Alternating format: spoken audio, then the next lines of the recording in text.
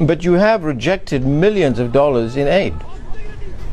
We don't want to be spoon-fed. We would like to live on our toil and be enabled to secure food for our people. That's what we do, and we don't want to be crippled by food aid that is linked to an agenda of dependency, and we've overcome this by denying and rejecting food aid intended for crippling us. President, Yes, we don't want to be spoon-fed by anybody. That is the president of Eritrea speaking. You know, I don't know why the president of Eritrea is not getting the same publicity as our leaders in the Sahel are getting. Because to be honest with you, the president of Eritrea is one of the best presidents we have in Africa for the past 20 years, in my opinion. The man, he has been standing up for his people. He has been standing up for the continent of Africa. And he's so intelligent when listening to him. You know, sometimes I don't know why these Western journalists, when they meet African leaders, they always feel emboldened to ask any stupid question that they want. I want us to go and listen to the full video, come back and talk about it. But before we do that, this is One Africa Mission. One Africa Mission, we are missionaries. We are on a mission, and our mission is all about the unity of our continent and our collective dignity as a race. So please, if you appreciate what we are doing, then please don't hesitate to follow us, and then also to subscribe to our YouTube channel, the number One Africa Mission. Let us come together and handle a dignified Africa to the next generation of Africans. Let's listen to the president of Eritrea come back and talk about it. Prepared to tolerate any kind of opposition in Eritrea? What kind of opposition? Agents hired by the CIA from Langley, or opposition from inside, or any kind of opposition? There was something of a crackdown against the opposition by the Eritreans, by your government in 2001. Journalists... Never, not at all. Not at all. You are disinformed. There has never been any opposition in this country. This is a total lie. And if you're talking about a political process, that is a different matter. If you're talking an opposition that has been fabricated and created by Langley, then you would call that an opposition. I would not call that an opposition. Well, but you did close down the free press, and, you know, just to get to some specifics, there were 2 Eritreans who worked for the US Embassy in Asmara who were imprisoned. They have not been put on trial yet. You're coming back again with the same list of questions provided to you by the State Department or the CIA, and you're trying to make this issue a political issue in the name of Al Jazeera International. I can assure you, freedom of press, if you mean the press that is financed by conglomerates in the world, financed by military industry in the world, if you think the financing and managing of media, the CNN, BBC, or even Jazeera International, by special interest groups is freedom of press, I can tell you we're not party to that kind of freedom of press. But you have rejected millions of dollars in aid. We don't want to be spoon-fed. We would like to live on our toil and be enabled to secure food for our people. That's what we do, and we don't want to be crippled by food aid that is linked to an agenda of dependency, and we've overcome this by denying and rejecting food aid intended for crippling us. President, I can understand that you don't want to be spoon-fed, as you say. You want to be self-reliant, you want to be self-sufficient, but there are food shortages in Asmara. Who told you that? Well, we just had a report from the French news agency which says there are shortages of things like bread, that people have to use ration cards to get food from state stores, that there is a black market in food supplies. This is another fabrication. Go and talk about food shortage in the United States. Ask people in the streets of the United States who are compromising, who are even sacrificing their breakfast, their dinner, or their supper because the food supplies there are not enough, because prices are going high. And we would like for those who are interested to address this issue, look otherwise. And people telling you that food shortages in Asmara are very unique under the circumstance, that would be a total fabrication.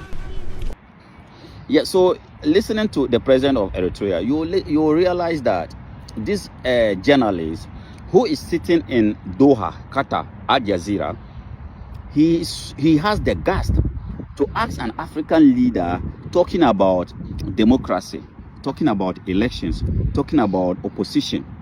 But the same country that he's sitting down and asking this question, he cannot ask the same question to the leadership in Qatar. There is no, how many Arab countries have democracy, practice democracy, freedom of speech, but they cannot ask, he cannot ask the leadership in Saudi Arabia the same question that he's asking an African leader. And that is why I'm saying, anytime these people meet us as African people, I don't know what colonization has done to us, because it is not only him. like everywhere as an African, anybody that meets you and they ask you and you say you are African, then they now have that kind of boldness to say or to do anything that they think they can do to you, because in everybody mindset we are at the bottom of the human race.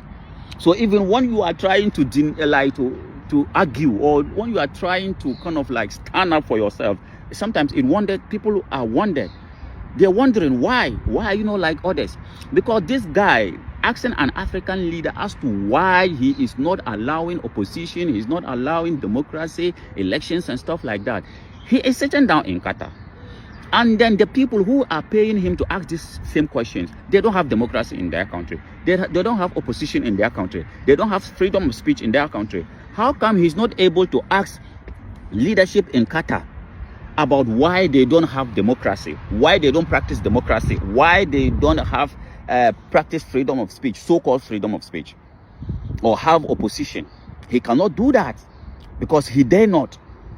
But when it comes to we Africans, the journalists, the Western colonial criminals journalists, they are so emboldened to ask any question concerning about the way and manner we govern ourselves.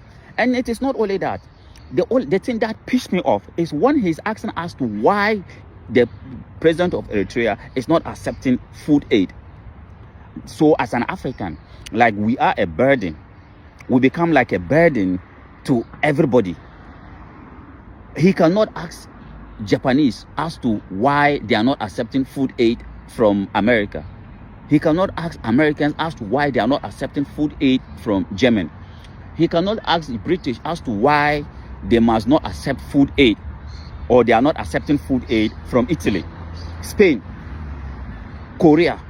He cannot ask anybody like that. But when it comes to Africa, the continent, the richest continent in the world, the continent that have the most arable land, the continent that should not be talking about food shortage, he's asking an African leader as to why he's not accepting food aid.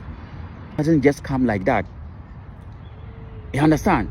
So why must you force an African leader to accept food aid? That is the problem. They cannot force Germans. They cannot force the British. They cannot ask this question everywhere in the world, just as the president of Eritrea was saying. There are people in America who doesn't have food to eat, but you cannot ask that question to American leadership. But when it comes to our continent that's supposed to be feeding the world, you are asking an African leader as to why he's not accepting food aid.